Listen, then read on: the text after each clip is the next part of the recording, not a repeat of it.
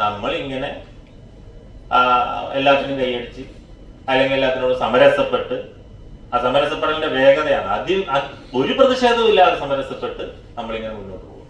ഇന്നലെ ഞാൻ വായിച്ച ഒരു സംഭവത്തില് സ്വീഡനിലെ സ്ഥിതി എന്താ പറയാ, സ്വീഡൻ ക്ലാസ് റൂം സ്ക്രീനിങ്ങിന്റെ സമയം വെട്ടിക്കുറച്ചു.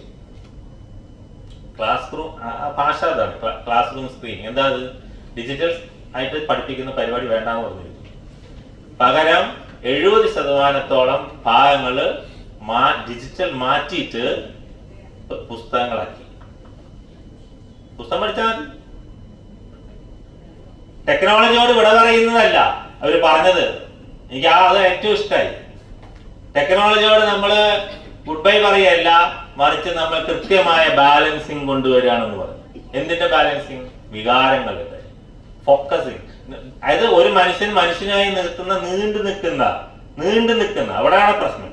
നീണ്ടു നിൽക്കുന്ന നമ്മളുടെ വികാരങ്ങളെ, നമ്മളുടെ കഴിവുകളെ ഒക്കെ അത് എന്താ പറയുക, സ്ഫുടം ചെയ്യപ്പെടുന്നത് ഈ രീതിയിലല്ല, മറിച്ച് അത് ഓർമ്മ അല്ലെങ്കിൽ നമുക്ക് വിശകലന ശേഷി ഇതെല്ലാം ചെയ്യാൻ കഴിയുന്നത് ഈ പാഠപുസ്തകം വഴി പഠിക്കുമ്പോഴാണ്, മാത്രമല്ല ഫോണിക് രീതിയിൽ പഠിക്കുമ്പോഴാണ് എന്നവർ കണ്ടെത്തി. ചൈന ഫോണിക് രീതിയിലേക്ക് നേരത്തെ മാറി, 10-11 കൊല്ലം മുന്നേ മാറി. അറിയോ? നമ്മളിപ്പോഴും നമ്മുടെ ഏറ്റവും പുരോഗമനപരമായ ഭാഷാപഠന സമീപനം കൊണ്ടിരിക്കുകയാണ്. കൂടെ ഒരു അധ്യാപക സംഘടനയ്ക്ക് ഒരു പ്രശ്നമില്ല. ഇതിന്റെ പ്രശ്നം അത് തന്നെയാണ്. ബ്രൈറ്റ് പറഞ്ഞതിലേക്കാണ് വീണ്ടും എത്തുന്നത്. അതുകൊണ്ടാണ് നമ്മളിൽ അങ്ങനെ ബേജാറൊന്നുമില്ല, നമുക്കത് തിരിച്ചറിയാൻ കഴിയുന്നില്ല. അതുകൊണ്ട് തന്നെ നമ്മൾ എന്ത് ചെയ്യുന്നു? നമ്മളിങ്ങനെ എല്ലാത്തിനും കൈയടിച്ച് അല്ലെങ്കിൽ എല്ലാത്തിനോട് സമരസപ്പെട്ട് ആ സമരസപ്പെടലിന്റെ വേഗതയാണ് ഒരു പ്രതിഷേധവും ഇല്ലാതെ സമരസപ്പെട്ട് നമ്മളിങ്ങനെ മുന്നോട്ട് പോകും. അപ്പൊ ഈ ഡിജിറ്റൽ യുഗത്തിൽ നമ്മൾ പുറകോട്ട് നടക്കുകയല്ല എന്ന് സ്വീഡൻ പറഞ്ഞതിന്റെ കാര്യം അതാണ്. ഇവിടെ നമ്മൾ എന്തെല്ലാം ഡിജിറ്റലൈസ് ചെയ്യാൻ പറ്റുന്നോ അതിലേക്ക് കാര്യങ്ങളെ കൊണ്ടുപോകുന്നു. ക്ലാസ് റൂമിനെ മൊത്തം കൊണ്ടുപോകും. അപ്പൊ ഈ മാനദണ്ഡത്തിൽ പറഞ്ഞ എന്താ, 2 മാസം മുന്നേ മന്ത്രി പറഞ്ഞ എന്താ, പുതിയ കെട്ടിടം ഉണ്ടാക്കുമ്പോൾ AC നിർബന്ധമാണ്.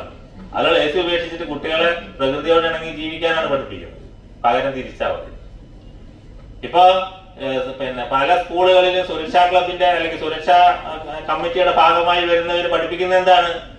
മാഷ് ബെഞ്ച് എടുക്കാൻ പറയുന്നുണ്ടോ? 4 അക്ക നമ്പർ ഓർമ്മയില്ലേ? അല്ലെങ്കിൽ ചെക്കന് 4 അക്ക നമ്പർ, ഒരു 3 അക്ക നമ്പറും 2-3 അത് മതി. ഈ 4 അക്ക നമ്പർ മാത്രം മതി ചെക്കന് നമ്മളെ പണിയാക്കാൻ. പോരെ?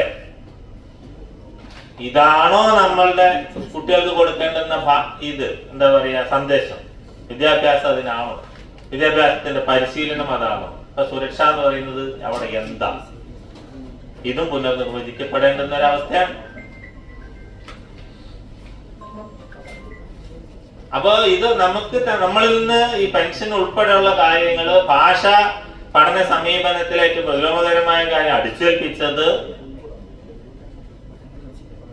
സ്കൂളിങ്ങിനെ കുറിച്ചുള്ള കൺസെപ്റ്റ് തന്നെ മാറി. അല്ലെങ്കിൽ AC കൊണ്ടുവരാൻ പറയുമോ? ഒരിക്കലും പറയില്ല. അത് മുട്ടക്കോഴിയെ വളർത്തുന്നതിന് തുല്യല്ലേ? നിങ്ങൾ ഓരോ ബൾബ് ഇട്ട് കൊടുത്തിട്ട് കൃത്രിമ ചൂടുണ്ടാക്കുന്നതിന് പോലെ തന്നെ മറ്റൊരു അലങ്കാരമാണ് ഈ സാധനം. ഇത് വെച്ചാണ് വലിക്കുന്നത്. നിങ്ങൾ ആലോചിച്ച് നോക്കുക.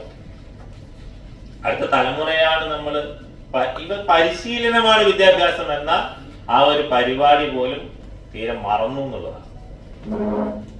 അവിടെ ഇതിനെ കൊണ്ട് ഇപ്പൊ ഞാൻ പറഞ്ഞ ഒരു അമേരിക്കയിൽ നിന്ന് റിപ്പോർട്ട് വന്നതിന്റെ ഏറ്റവും രസകരമായ കാര്യം എന്താണെന്ന് വെച്ചാല്, അവിടെ ഈ ഹൈസ്കൂൾ ക്ലാസ്സുകളിൽ ഒരു ഖണ്ഡിക വിശകലനം ചെയ്ത് എഴുതാൻ കഴിയുന്ന കുട്ടികളില്ല, തീരെയില്ല. പക്ഷെ ആ ഒരു അവസ്ഥയോട് അധ്യാപകർ പൊരുത്തപ്പെട്ടു എന്നാണ് പുതിയ വന്ന റിപ്പോർട്ട്. പൊരുത്തപ്പെട്ടു. എന്താണ് ആവശ്യമുള്ളൂ? നമ്മൾ ഒരു പാരഗ്രാഫ് എഴുതുന്നു, ജെമിനിക്ക് കൊടുക്കുന്നു, ജെമിനി വിശകലനം ചെയ്തു വരും. അത് പകർത്തിയിട്ട് നമ്മൾ ടീച്ചർക്കും കൊടുക്കും. ടീച്ചർക്കും സുഖം, കുട്ടിക്കും സുഖം, ജെമിനിക്കും സുഖം. ആർക്കാ സുഖം? ആർക്കാ സുഖം?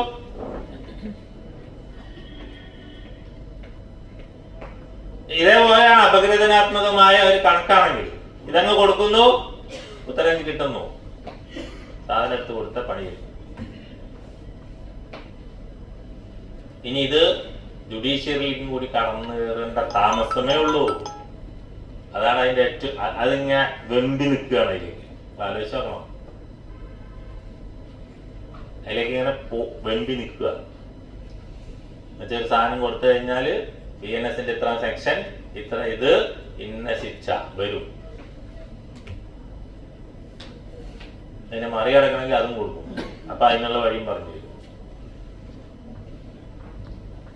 എങ്ങനെയാണ് ഇതിനെ ഈ ഒരു ഡിജിറ്റൽ മേഖലയെ അല്ലെങ്കിൽ ഈ ഒരു AI എന്നുള്ള കൺസെപ്റ്റിനെ എങ്ങനെയാണ് ഇപ്പൊ നമ്മളതിനെ ഏറ്റവും പ്രതിലോമകരമായി ഉപയോഗിക്കുന്നുണ്ട്? ഏറ്റവും വലിയ സമയം നമ്മളതിനെതിരല്ല ആവേണ്ടത്, മറിച്ച് ഇപ്പൊ എല്ലാവരും തിരിച്ചറിയുന്ന എല്ലാ സമൂഹങ്ങളും അതിവേഗം അത് തിരുത്തിക്കൊണ്ടിരിക്കുമ്പോൾ നമ്മളിവിടെ അതിശക്തമായ കേന്ദ്രീകരണത്തിലേക്കും നമ്മളെ എന്നെന്നും മുൾമുനയിൽ നിർത്തുന്ന രീതിയിലുള്ള ചോദ്യങ്ങൾ, ഒരുപാട് ചോദ്യങ്ങളാണ് നമ്മളെ എല്ലാ ദിവസവും കാത്തിരിക്കുന്നത്. വെറും ചോദ്യങ്ങൾ അല്ലേ? ഡാറ്റ എന്നാണ് അതിന്റെ പേര്. സത്യം പറഞ്ഞ ടോപ്പ് വെൽ എത്തിയപ്പോഴാ എനിക്കൊരു ആശ്വാസമായത്. എന്ത് രസമായിട്ടാ ഒക്കെ ഒരുക്കിയിരിക്കണേ. ഷോറൂം എന്നൊക്കെ പറഞ്ഞാ ഇങ്ങനെ ഇരിക്കണം, സിമ്പിൾ ആൻഡ് എലഗന്റ്. കറക്റ്റ്. അവിടുത്തെ ഓരോ ആഭരണങ്ങളും പോലെ എലഗന്റ് അല്ലേ അമ്മ? അപ്പോ മോൾക്ക് മൊത്തത്തിലെങ്കിൽ ഇഷ്ടമായിന്നാണ് അർത്ഥം അല്ലേ? എന്തോ ഒരു സംശയം. ടോപ്കോ എനിക്ക് ടോട്ടലി ഇഷ്ടമായി. മാത്രമല്ല അവരുടെ customer approach, it's really commendable. Topko jewellery, Thalassery road, Mattannur.